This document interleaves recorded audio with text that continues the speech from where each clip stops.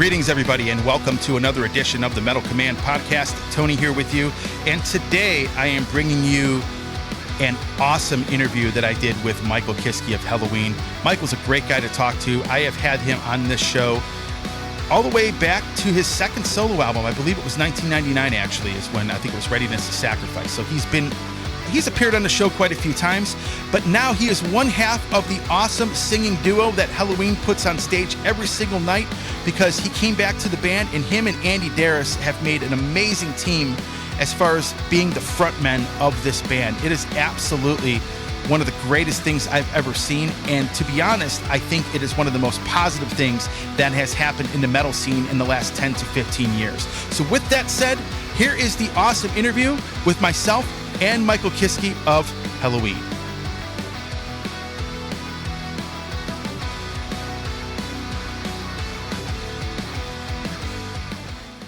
The first thing I want to say, I will just start off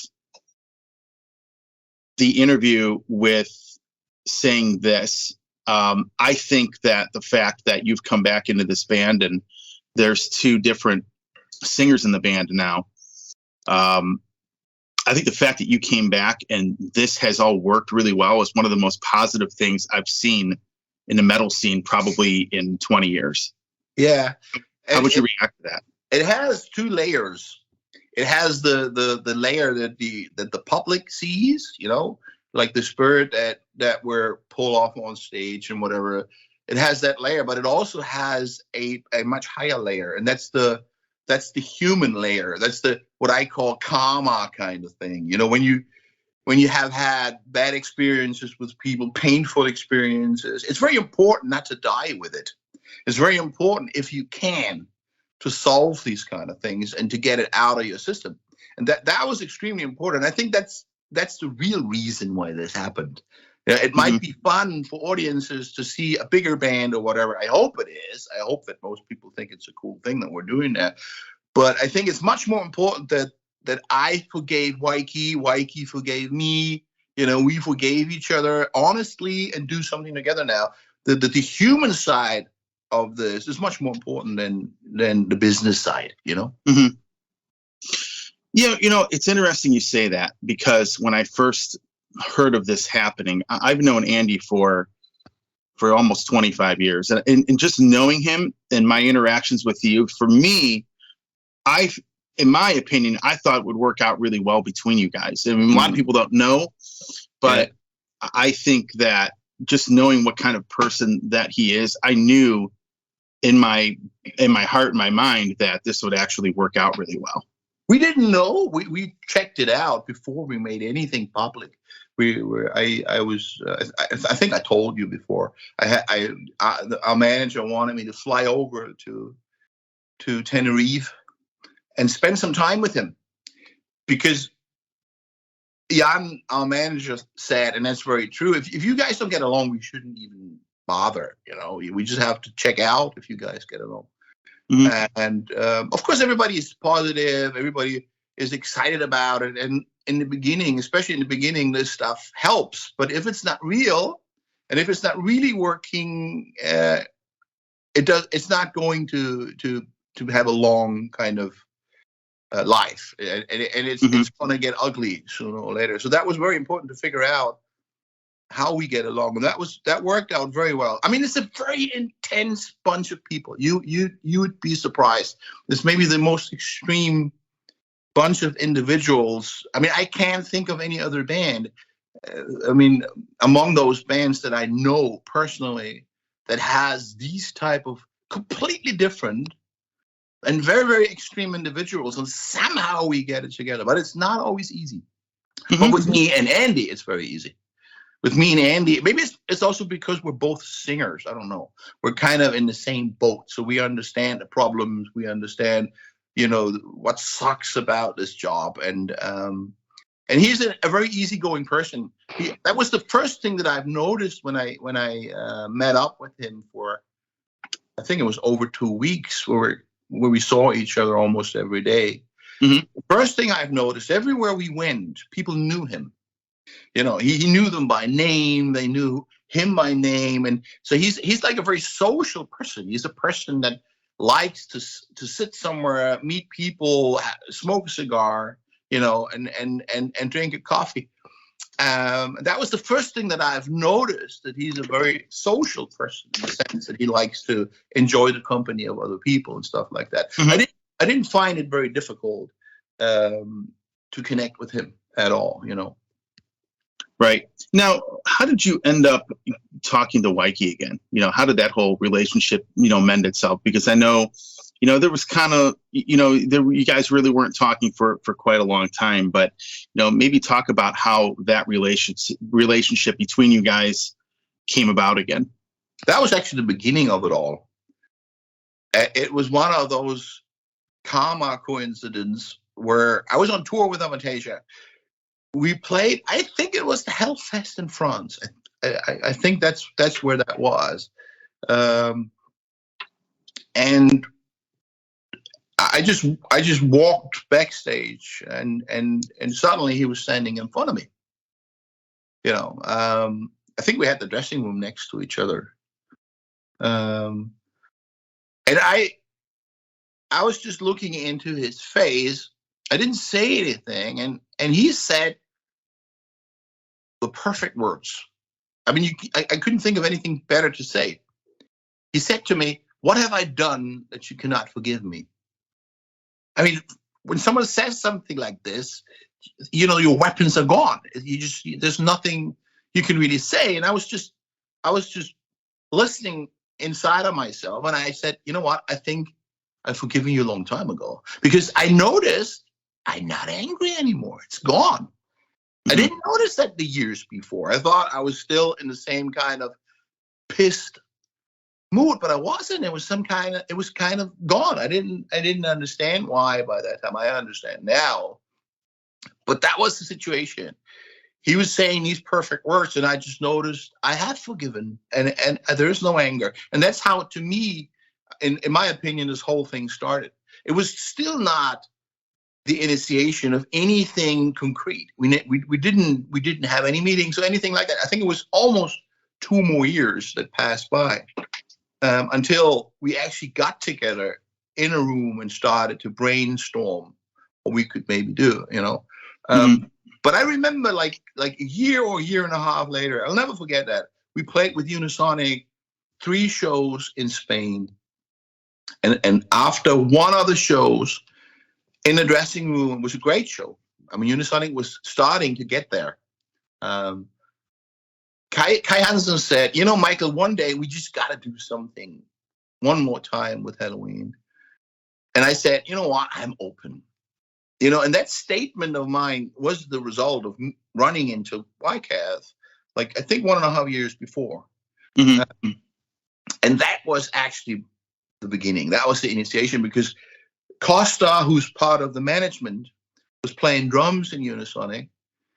And he was in the room when I said, I'm open. And so that was kind of the thing. He actually said to me, but if you can't imagine what's going to happen when I tell that in the office, what you just said.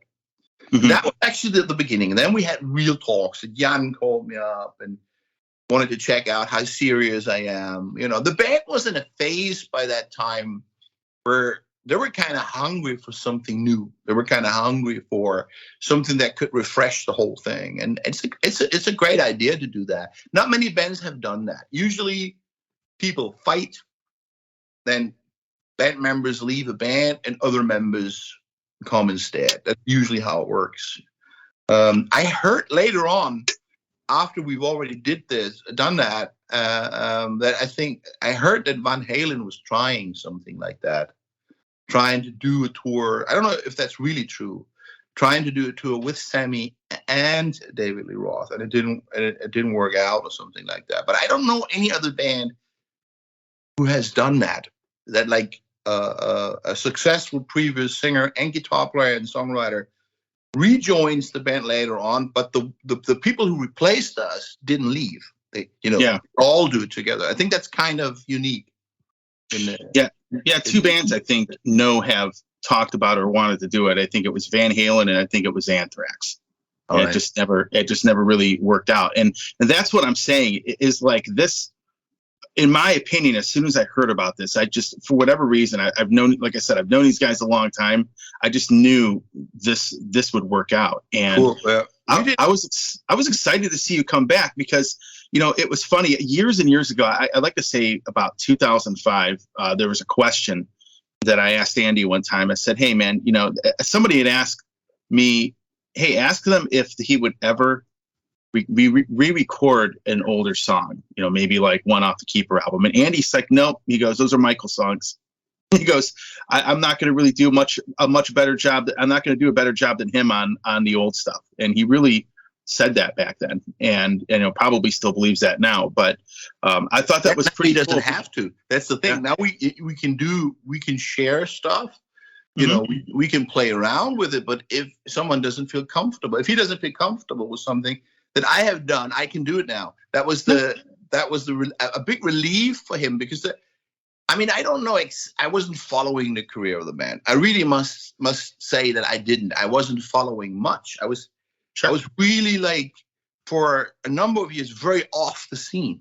I didn't care much. I was doing my solo records, but it was half-hearted. It was just something, the record labels came to me and were asking for it. So I did it, and I enjoyed it, and I learned stuff out of it. It was nothing compared to the fire that I had when I started with Helloween. Mm-hmm. So I don't know what kind of phases the band went through, but I know that there have been phases where the management were telling them they have to play some of the older hits. They can't just reject all the songs from Kai. These are part of the history of the band. And then they started to play these songs again. It must be difficult for someone who has a different kind of style. That's the good thing now that Andi and I have very different vocal styles. So it kind of gives an interesting color. I can do my shit and he can do his shit, and it kind of blends together very nicely, Sure. We can play around with it, but I can imagine how it is when you join a band and the band is asking you to sing stuff that was never written for your voice, where you kind of, and the fans who like that stuff still hear the other singer and automatically compare you to that singer. It's not an easy job. He did well, but it's something I don't want to do. I wasn't, do you say envying him? I wasn't envying him that he had to go through that, but now he doesn't have to anymore. So now it's like, if we play an old Keeper song and we don't want to do it as a duet or whatever, I can do it, and vice versa. Right.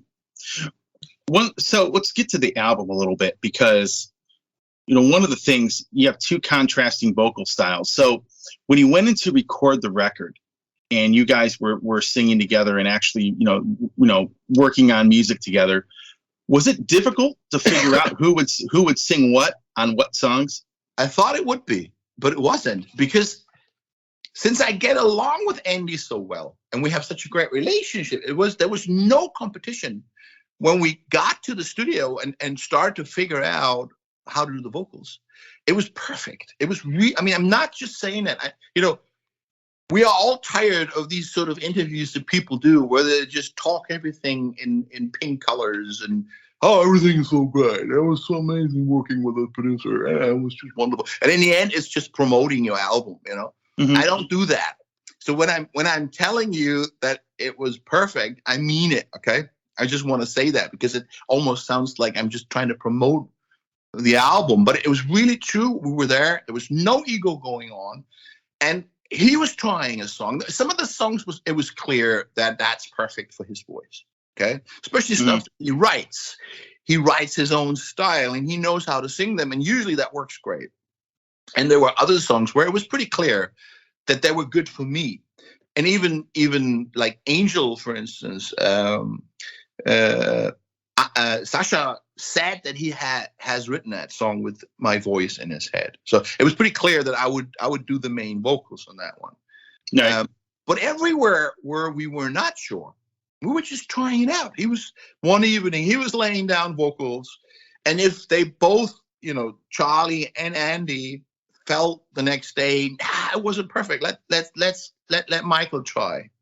Let Michael give it a try. We did that, and I was trying something, and vice versa. If I did something and I felt like I don't really feel comfortable with this, let Andi give it a try. That's how it worked. We had Dennis figuring out rough sharing And that's how we tried it. And if we didn't feel comfortable, we just swapped it over to the other one. And it was perfect. It was working fine. And it was very, very easy. It was not complicated. It was not difficult. It was very naturally falling into place. And that was amazing. I even think that was the easiest part on the whole production. There were other situations that were more complicated. Like when Kai just wanted to sing pretty much all of Skyfall, you know, the whole band felt like that's not the right thing to do, you know, in terms of looking at the band and the career of the band, and Kai only having one freaking song, you know. We felt like he should sing, but it even didn't sound better when he was doing the verses. It sounded way better when I did them. There's stuff that he can do very well, where he sounds cool, but there's other stuff that I can just do better, and it's just better for the song. That was difficult to actually get Kai to understand that this is not against him or his singing or whatever. It's just what we all feel is better for the album and better for the song. And in the end, it worked out, but that was difficult. But the situation with me and Andi wasn't.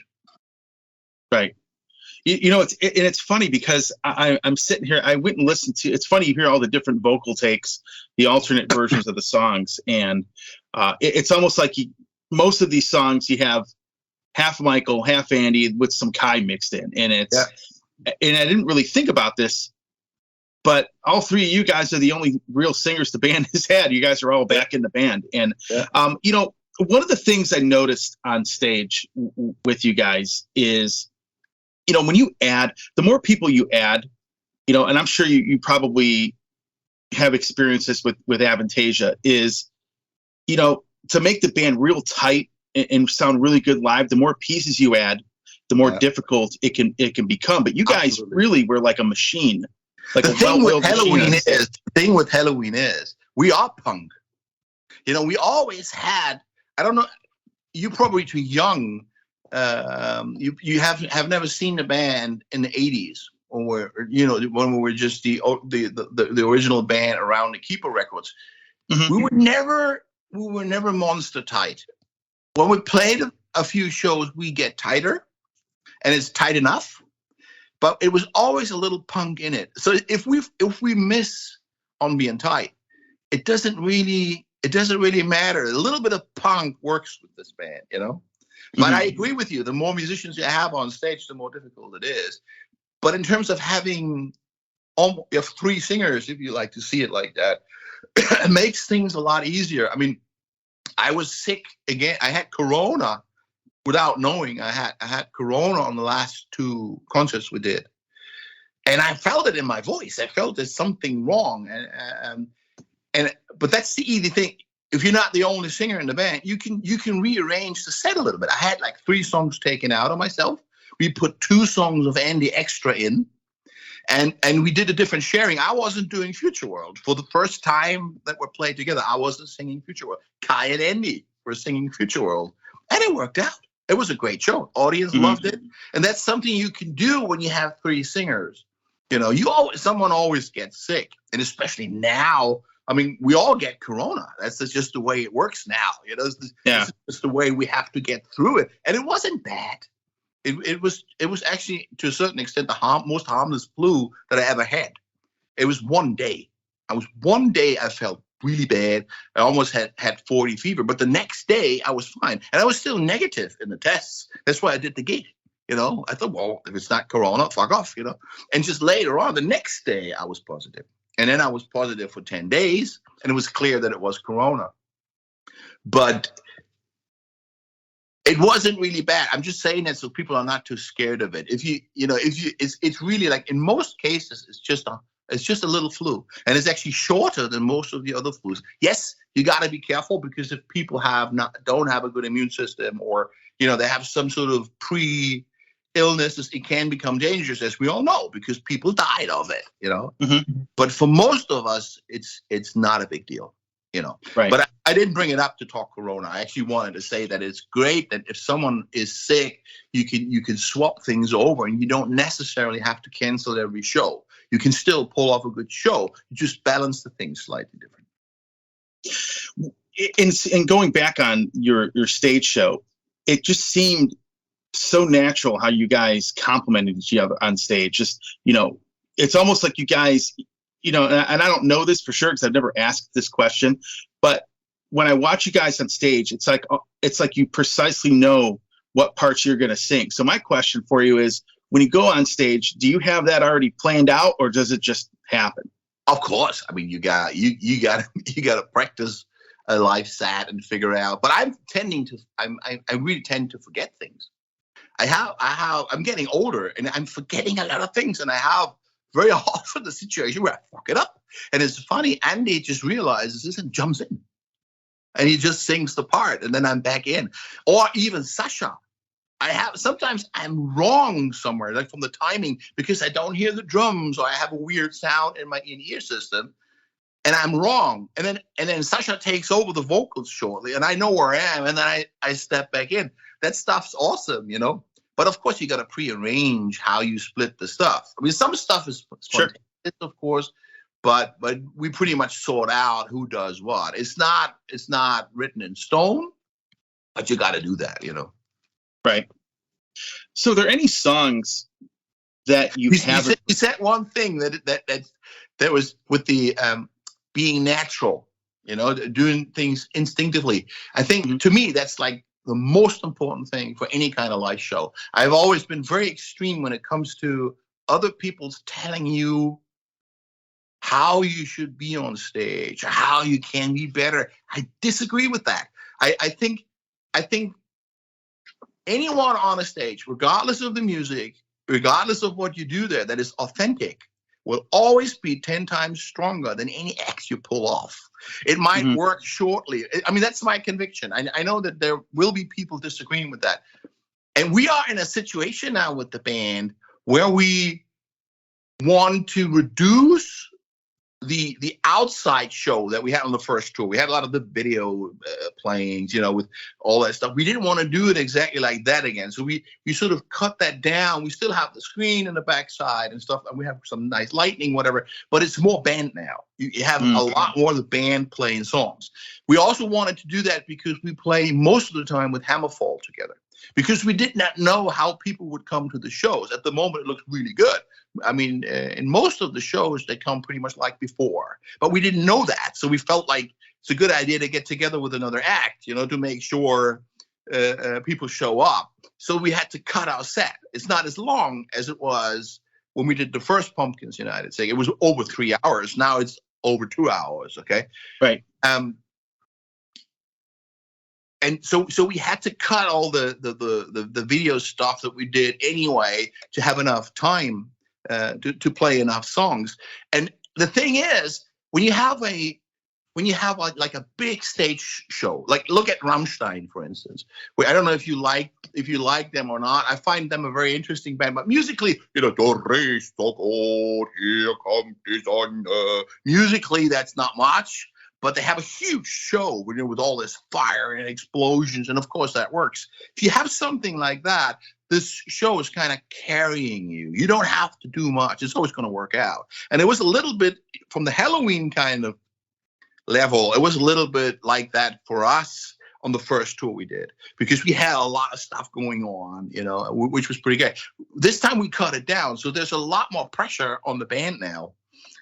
And I hope we really get it done to not start to think too much about it, because I don't think a rock and roll show is very good when the musician trying to be something that they're not. It's like it's like very important to kick it all off. Managements don't understand that. They do these kind of things. Try to have a good show. It's an important gig, as if you wouldn't try to be good on your show and someone needs to tell you. This is management kind of stuff. They don't know how it feels like to be on a stage. But to keep this natural spirit that especially the Pumpkins United thing had alive, that's important to me. And I really hope we get it done. And I really hope that that once we are in the flow of playing shows and whatever, that we can enjoy that as much as we should, so that the audience can enjoy that. But we definitely cut down the outside show this time, Sure. Because of not having that much time and stuff. And I hope it's going to work out. I think it'll work out fine. Yeah, Right. we were never Rammstein. You know, we were never that type of band that makes this huge kind of circus, which I'm not saying anything against it. It's cool. It's exciting, you know. Even I can bought a Blu-ray to watch it because I think it's kind of cool. Not so much my type of music, but it's very effective. It's very impressive what they do there. Helloween was never that type of band. We were always more like some kind of a rock and roll band, you know, where you don't try to do too much circus. So it might work out. I'm sure it's going to work out. But it's like there is pressure. I noticed pressure within the band at the moment after this long break. You know, Yeah. we're cutting down the show, so the outside show is not going to carry us, and it's more focus and weight on us. I've noticed there is some kind of pressure, and I hope we can shake it off. But it looked pretty good on the first shows. It was actually quite good, but it's like it's noticeable. It's noticeable. Sure. Are there any songs that you used to sing back from your era that you haven't done live yet that you would possibly want to do? If you had to pick one, what would it be? Oh, there are many, but I'm not asking for it. But usually they're very heavy to sing, and I'm getting older. But it's like We Get the Right, for instance. That was always a song that was great live. We played it in the 80s, and it's great because it's so different. It's always when you have a set and you have a couple of songs in there that completely fall out of the, writing style. Like, that's why I love Perfect Gentleman, for instance. Yeah. It's a great song, but it's very different to a lot of the stuff that we've done. We've always had songs like that. And We Got the Right was one of the songs. It was always great live. It's a bitch to sing, but I can, of course, I can still pull it off, but it would be a lot of work. That's one of the songs next to a few of Kai's songs, like maybe Twilight of the Gods or whatever. You have a whole bunch of songs that we could play live. Sure. Yeah, and I personally really, really love the Keep of Faith. That was my time. That was the time where I think we were functioning in a great way. And I can still completely identify with the spirit of the songs, with the lyrics. They're very idealistic. They're not satanic or evil or negative or anything like that. It was always very idealistic and uplifting. There was a lot of light, even in the songs that Kai wrote in those days. I mean, check out the text of March of Time or Save Us. It's amazing lyrics. It's completely my cup of tea, which helps a lot.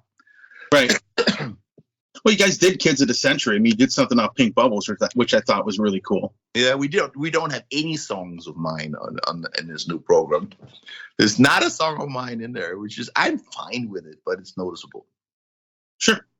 What about, so obviously you didn't follow the band for quite some time, but now that you've been here, some of the stuff that came after you, I noticed you were doing, some parts like on Forever and One, you sang some parts on Why and a few other songs. Is there like a newer song that you haven't done live yet that you would like to sing with Andi on that you could think of? I really like Andi's songwriting anyway. I just think it fits his voice so well. That's the thing.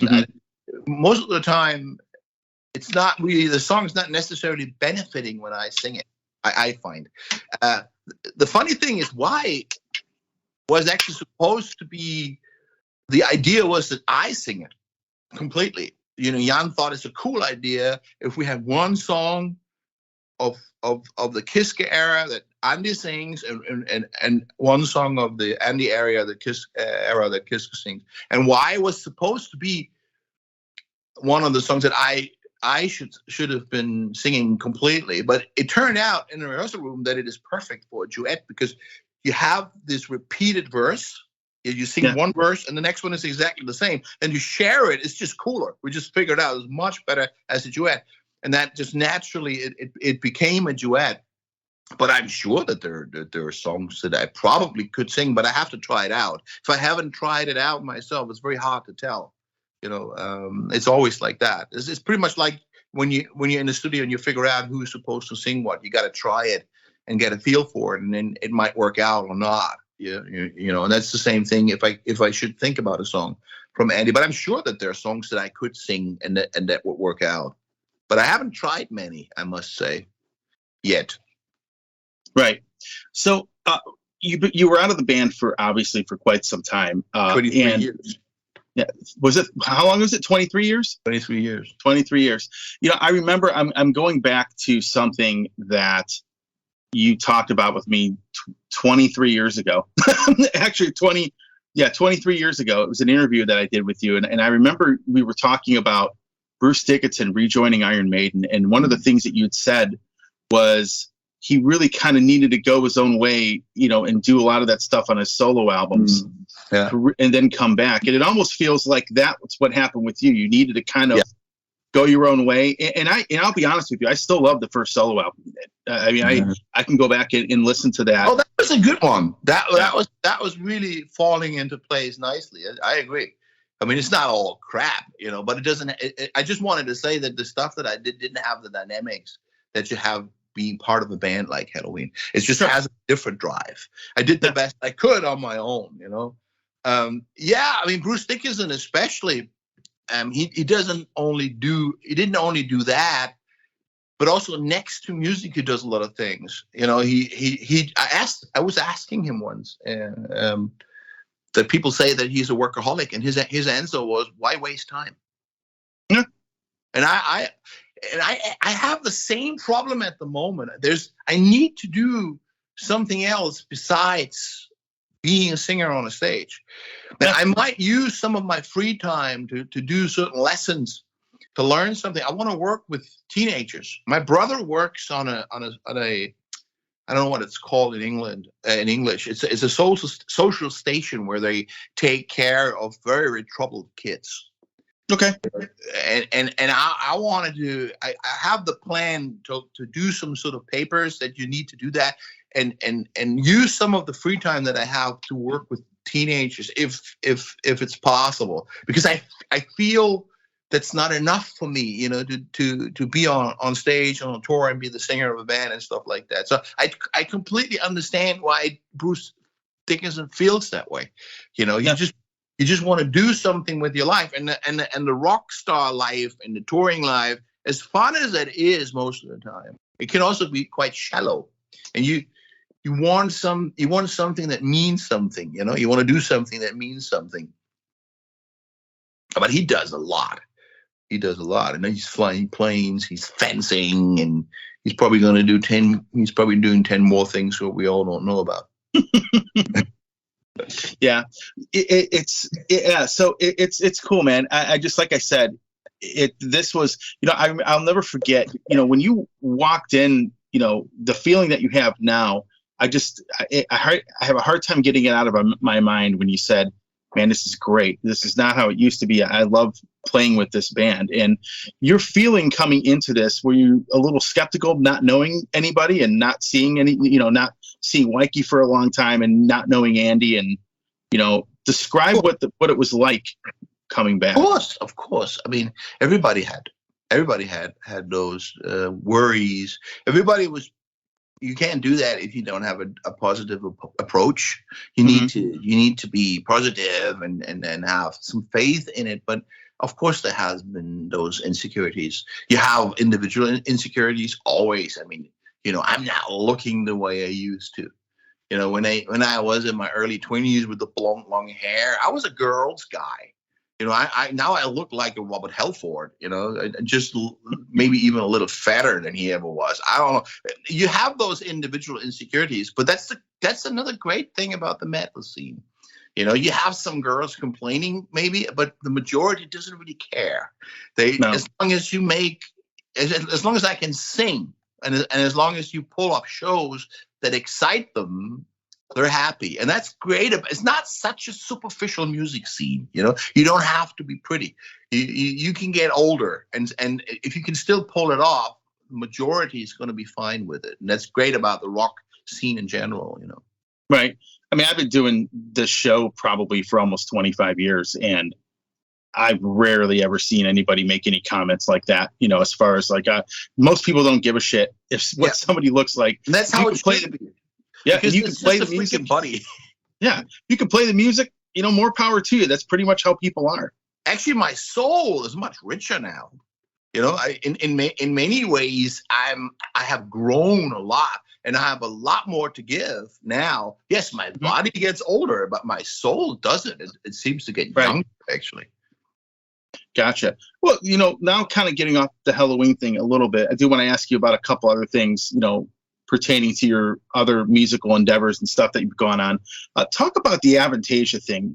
I remember when you sang on the first album, you were the name was Ernie.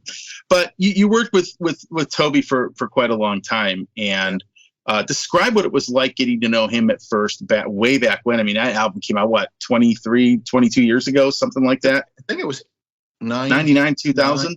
Yeah. Oh, that was easy again because I liked Toby. That was the only reason why I said yes to it after a while, because I liked his attitude. Really. I mean, it was still in the phase of where I was at war with everything in terms of, the industry and lots of disappointment about what going down. I was still we have a German saying that comes from Goethe, Sturm und Drang, you say. I don't know if you have an English translation for it, but when you have certain years in your youth where you're a rebel, and you have to be a rebel, you have to fight for what you believe in, and you tend to overdo that in those years. And I was still in that phase, where I was at war with many things, and I didn't want to do it. When he was asking me, he's planning to do this band, it will be called Avantasia, and it's supposed to be a rock opera, and he wants all of a whole bunch of the musicians that he admires to play on this thing. It's not going to be a normal band. It's going to be a combination of people and a rock opera and whatever. I said, yeah, but I don't want to do it, because he was sending me the song, and it was a classical Helloween type of, speedy metal melodic sort of song, Reach Out for the Light. I liked it, but I was still at war with my past, and I didn't want to do it. But he didn't accept it. He was calling me again like a couple of weeks later, and he has a way. I mean, him. He has a way of talking. He's funny. He's very likable, Yeah. And it was actually him why I said yes, and I'm glad I did, because Avantasia was very important for me for a number of years, because it was the easiest way to get your foot back on live situations. It cannot be easier than being in a band where you're just one of 7 or whatever singers, and you just sing bits and pieces here and there, and they're all nice guys. It's the easiest way to kind of get back to a live feeling in a live situation. So I always will love Avantasia. There will always be I still see myself as a member of the band, even though at the moment I'm not touring with them. I was singing on the latest record as well, and because I was there on the first record right away, and my first longer live experiences after so many years were with Avantasia, and I really love the guys. I think Toby is amazing, and I think Avantasia is an amazing band, and I hope I will be playing live with them again sooner or later. I would really love to do that. But it was important, just the same way, actually more than that, but also like together with stuff like Place Vendôme, it was important to do these kind of things to realize that I still like rock music, Right. Well, the album I really did like a lot was the album you did with Amanda Somerville. I thought it was pretty good. Not to forget those. That's right. Yeah. That was a great record, actually. I went and re-listened to that because when it had come out at the time, I had so many other things. I get thrown so many promos and stuff thrown at me that I kind of overlooked it a little bit. And then I decided about a week ago I'd listen to it, and I really like that record quite a bit. You did some really great stuff there. And the Avantasia thing's interesting because not only did you really work with Toby, but you got to work with a lot of really great singers for that. Yeah. I didn't get to meet Geoff Tate, though. Because everybody's kind of doing his vocals. I love Geoff Tate. I think Queensryche with Geoff Tate in the 80s were like stellar. I think they were just like maybe in my opinion, together with some very few other bands that were like it to me. They were kind of nailing a sound that I just loved. And I don't think I'm 100% sure without Tate, without Dickinson, and without Robert Halford, I wouldn't be here today. It's just the way it is. You get excited. And Toby says the same thing about me, you know? He says, like, he was excited about the early Helloween stuff and he wanted to do that and stuff like that. And that's just the way it goes. But Geoff Tate is the only one of the only singer that I haven't met yet. And I love him. I think he was always amazing, and it's very sad that how it went down with Queensryche and all that. I know how that feels, you know. It must be a nightmare, especially when when it happened with me. I was still very young. I was 24 when I was on my own. You take things like that a lot easier when you're young. But if I would imagine going through that now, my God, they don't have a lot of time left to get it fixed again. You know what I mean? Right. And they should get it fixed. They shouldn't die hating each other. It's very important. It's very important in terms of spirituality and what comes after this, you know? So it's like, I can really feel how painful that must be. But again, like, I didn't want to go there, actually. I just wanted to say, Geoff Tate is the only one I haven't met yet. I know him, he knows me, but we haven't talked yet. And we need to do that down the line. Absolutely, man. So you guys obviously, you have this tour planned that is going to be starting back up in August, and having this long break, was it difficult to get back to playing live again once you played your first couple shows? No, the shows were not difficult. I was surprised. We were just, I mean, of course we were kind of, when you have a long break, you're not completely picking up where you left off after the last tour. It's impossible. You just don't have, you need to feel the stage again. You need to get into the routines that are necessary to have a good show and whatever. Of course, that wasn't 100% there, but the spirit was there. And I think that's the most important thing. The spirit was there and everything went down extremely well. I was surprised myself. And we played not an easy crowd. We played England. England is a crowd who knows everything and has seen everybody. And the audience was amazing. I was surprised. That was not difficult. But hanging around at home for 2 years and all this insecurity, when we play live again? Will we play live again? What is the world going to look like after that? I mean, that was difficult for everybody, but it was especially difficult for musicians, Right. Because nothing was possible anymore. That was difficult, and it definitely also had an effect on this band. I think it was we know it was a worldwide thing, or is a worldwide thing, and everybody deals with it in its own way. But I know people who were not affected much by it because it did not have an effect on their jobs. It didn't make a huge difference. But the musicians, everything that has to do with audiences, it's not only the music scene, cinemas, museums, whatever it is where people have to get together, and it was not happening anymore for over 2 years. That was difficult. Yeah, I think it was Andy was like, we're musicians are the only people out of work. Yeah, completely for a long time. Yeah. We were lucky. We were, on the other hand, you also have to look at the bright side. On the other hand, we were lucky. We just finished a big tour. Right. So we had the money to wait. But there were other bands. There are other bands, a lot of bands. And you don't make a lot of money in music these days anymore. You don't make money with record sales, whatever. And there are bands, a lot of bands that depend on touring, playing live. And if they don't play in a year, they're broke. Right. And that was definitely a scary thing to see that with, like I said, we were lucky. We were doing fine. It was okay for us to wait, stuff like that. But I know a lot of people who really suffered. Right. Well, I'm going to tell you what, I'll be honest with you. I enjoyed talking with you.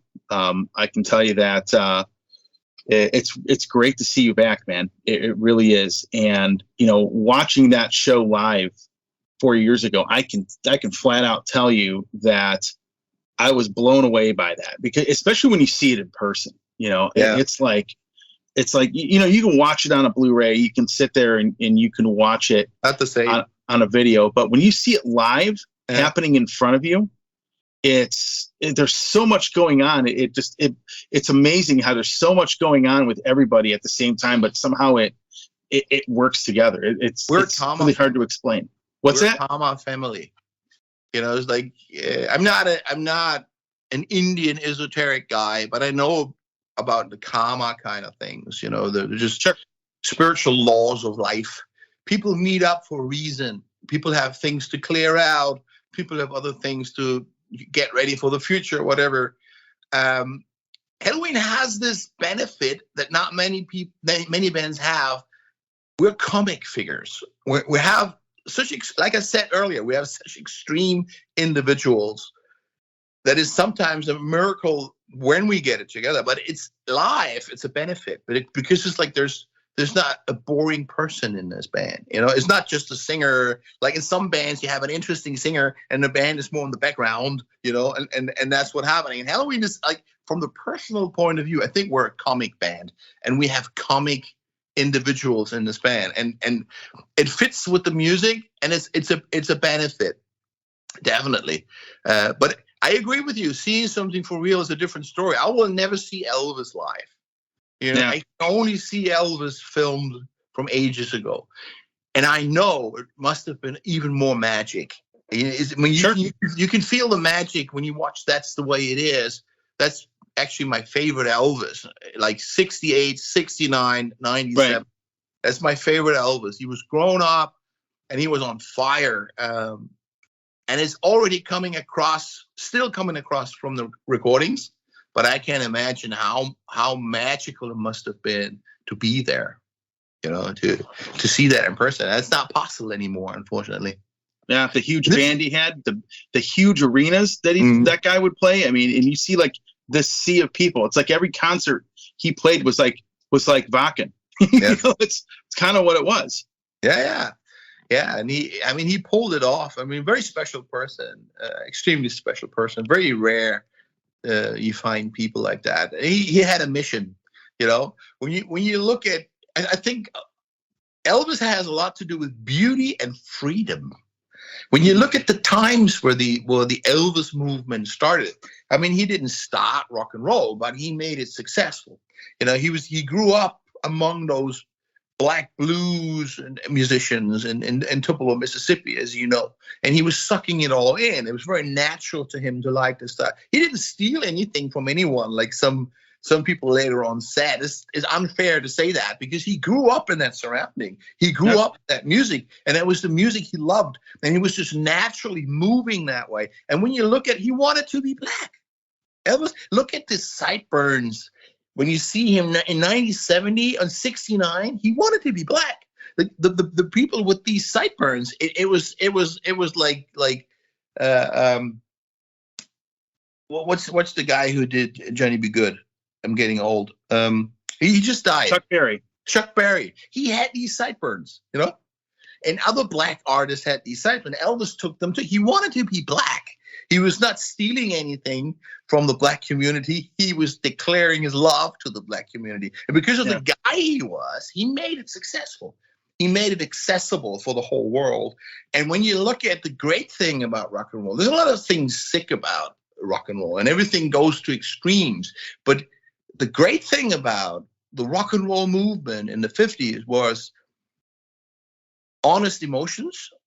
Before that, it was a rum diggity dum diggity dum. There was a completely boring kind of very hypocrite music, very square music, and suddenly it was all right to express emotions and to express anger or sexuality. Suddenly, sexuality was something they started to sing about. It was something you couldn't do before that. So to me, Elvis, when you look at the social effect he had and the spiritual meaning of it, Elvis has a lot to do with beauty and freedom to me. Sure. Yeah, it's like when he went on the Ed Sullivan Show. Remember, they cut like half of his body off because they thought it was obscene. It was too sexy. Yeah, they thought it was obscene. He was moving his legs around. Yeah. I mean, it sounds absurd now, but that's the times back then. I know. It had to do with liberation of it, and it was very important. And it had a good effect on the youth. Everything has negative side effects too, and so does the whole rock and roll circus. But the good thing about it, and it's very important to try to keep that up, because our times have lost that a lot too. to be honest. It's something that's very used up. Everybody talks about it, but not many are living it.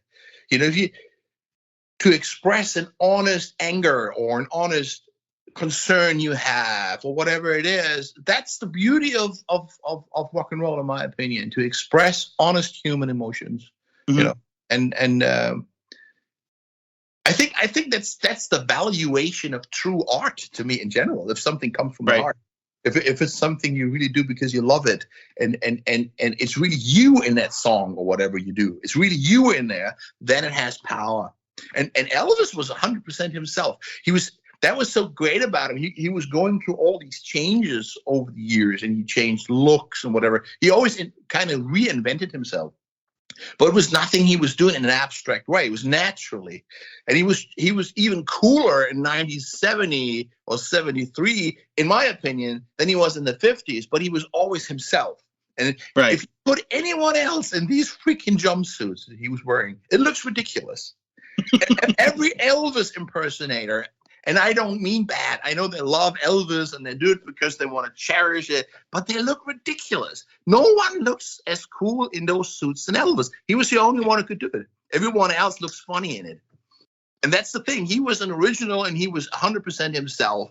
And in the end, he couldn't do it anymore because it was too empty. And he wasn't empty enough to continue like that. So he destroyed himself. He was destroying himself. I mean, he could not have been that dumb, believing that taking all these pills and all this medication is not going to kill him.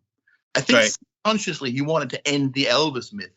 He just wanted to leave. I'm really convinced about that. Subconsciously, of course, just deep down inside, he got tired of being Elvis, and he got tired of playing the God. Mm-hmm. It's interesting you say that about being honest and being yourself, because when I think of a lot of your solo stuff, especially the first couple records and some of that stuff, there really is a lot of you that comes out. Yeah. And the older you, obviously, but I can say that, when I had spoken to you before, you've always had stuck to that one thing that, be honest with yourself and, just be who you are. And you've always said that. Yeah. It's difficult because, and this is true for everybody. You don't have to be a musician. I mean, look at Jim Carrey. Jim Carrey has won his war. He was in this trap of depression, and he said himself, I saw a beautiful video. I will send you the link if you haven't seen it. It's a very, very recent interview. Just did it like a few weeks ago, where he was completely understandably explaining his journey. And now he's happy. He's not trying to play a role. He can now make movies and be, Dumb and Dumber and enjoy it. But he was going through a crisis too. And that's the crisis of identity. That's the crisis of who am I? You know what I mean? And when you create a figure, and he has created an amazing figure. I love Jim Carrey. I think he's one of the very last geniuses in terms of comedy, in my opinion. Okay, he ranks with the biggest, in my opinion, and I completely feel him today. When you, I don't agree with everything he says spiritually, but if it's right for him personally, I can live with that and accept that, and I'm happy for him. But he's a very intelligent person. He knows how to express himself, but he also had to free himself from all the pressure, from all the expectations that people had. He had to free himself from the figure Jim Carrey to really become himself again. And that's true for every one of us. Right. We do get depressions. We do get in crisis, existential crisis inside if we are living a lie to a certain extent. So this is not only true for musicians, it's true for everybody. And I think it's the whole meaning of life. Growing, learning, becoming beautiful individuals, but also becoming more and more free from anything that's trying to enslave you, whether that's religions or politics or any sort of fanatic ideologies. This is all enslaving you. It's enslaving your spirit, and it's enslaving your heart. I'm not a materialist. I have no doubts about the existence of the divine. I don't have any doubts about the existence of the spiritual world, of God, or I don't doubt Christ or whatever, but I don't give a heck about the church or religions or all that stuff, because I think it's all about freedom, and it's all about making up your own mind, and it's all about your relationship with yourself and with God in the end, you know. Absolutely. Well, hey, I'll tell you what, man, it was great to talk to you today. I mean, this was actually it's a good conversation. It's always an uplifting conversation. I actually, when we're done here, I have a funny story for you, and from something that happened a long time ago, and you'll laugh when I tell you this. But any last words before before I stop recording this for the fans? Well, I hope they show up. And it looks like they do. We actually have the next big thing we're going to do will be shows in South America, and we actually some of the places we sold even more tickets than before, which is amazing. I just hope we get it together. Like I said before, this is a very extreme band with very extreme individuals, and it's going to be exciting, you know, to see where this goes, and if we can pull off another great record or whatever and stuff like that. But I just hope people show up. They shouldn't be scared of Corona. I can just tell them out of my own experience, it's in most of the cases, it's not a big deal. And there's no way around it. The vaccinations don't work. We all see that. You know, people are vaxxed and boosted and vaxxed, and they get it. And they get it just as bad or lightly as the ones who are not. I honestly, I'm very disappointed about our, the arrogance of our medicine with their vaccinations. They don't really seem to work, in my opinion. When I look around, I don't believe in most of the stuff of the media, but when you have to look around and ask people who get it, are you vaxxed, are you not? You'll be surprised. It's all the same. It doesn't protect you. And so we all have to go through it. We have to get it. And if we get it once, twice, maybe 3 times, we'll be fine. Our body knows it. Yeah, you know, it was funny. Andy said that it would be a sin if he didn't make another record. Yeah, I agree. Yeah, I mean, I think we still have something to say. Yeah, absolutely. And, you know, I agree with you. Everyone in the band is so unique and different as people. And it is, I really never thought about that until you mentioned it. But I was thinking about that while we were talking, and I'm like, man, you know, he's really right. I go, because not one person in the band, I don't really know Kai that well, but I can tell you between like Wyke and Sasha and Andy and everybody and Marcus, I mean, everyone's just a completely unique, different person. Yeah, and it is especially extreme when you know them the way I do. You know, when you deal with them like every day, and you know every dark corner and light that everyone has. It's unbelievable how I'm not saying that to promote the band. No. It's not easy. It's not easy at all. You know, there are situations where we could kill each other because we're so on different paths but that's the challenge, to get it all somehow together. And it's only going to work if the heart wins. If we are able to not listen to the ego. You know, sometimes you have to listen to the ego a little bit, you know, when it gets violated, because you do have individual rights that no one has the right to take from you. So sometimes you have to fight for your ego too, but it shouldn't be an overblown ego. It's important that it's constructive, and personality and ego is not the same thing. A strong personality can always love and cherish and respect other strong individuals. Egos can't. Egos, you know, feel offended or are scared of strong individuals. So, and the true individual grows in the heart. That's one of the things. So as long as we are able to listen to our hearts, I think we might have a few more interesting years in this band.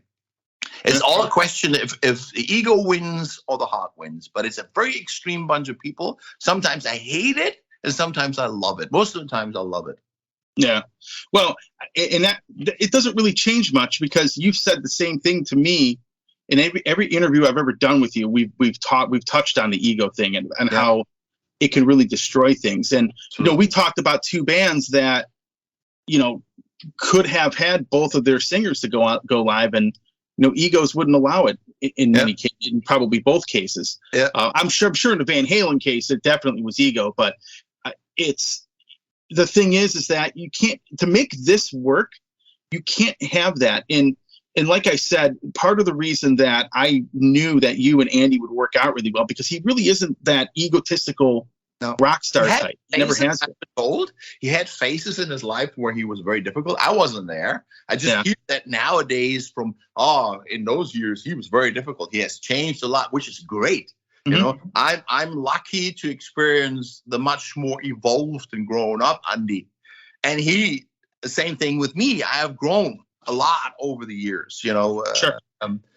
But he has had his phases too, where I heard, everybody does. There's just no way around it, It must have been well before I knew him, because I've never witnessed that, at least when I've known him over the years. And not to like journalists or anything like that, but when he's a lion, from his star sign, and he's a Leo. A Leo, exactly. You don't get problems with people when you don't hurt the ego. If you meet someone on the weekend, I mean, haven't you had that experience that you know people from your youth, like best friends, and then one day later on, like after many years, you decide to go on holiday together, and that breaks the relationship, because suddenly you don't meet up just on the weekend where everybody is for partying and everybody shows his chocolate side, Suddenly you meet the ego. And that's always the thing. As soon as you can have great relationships with people as long as the ego is not involved. But as soon as you pick on the ego and something happens that the ego of yourself or the other person doesn't like, that's where friendship gets tested. Sure. And friendship is never ego. Friendship is always love. It doesn't matter if it's between man and woman and woman, man and man. It doesn't matter. Any sort of friendship, when it's real, it's the heart. And it's not just taking. It's always giving. It's mainly giving. A good relationship functions when both sides are giving. Then it works. If you care for the other one, and it's true in all levels, it's true in all situations, and that's why that's the big question. It's like, and when you work in a band with someone, you always pull the ego, you always trigger where it hurts, and that's why you're so often surprised about people that in certain circumstances, and you think you know them, but suddenly you get in a situation where another side gets triggered, and then you realize, no, I only knew this person half. The ego is the problem, but you don't see the ego most of the time. You only see it when it gets triggered.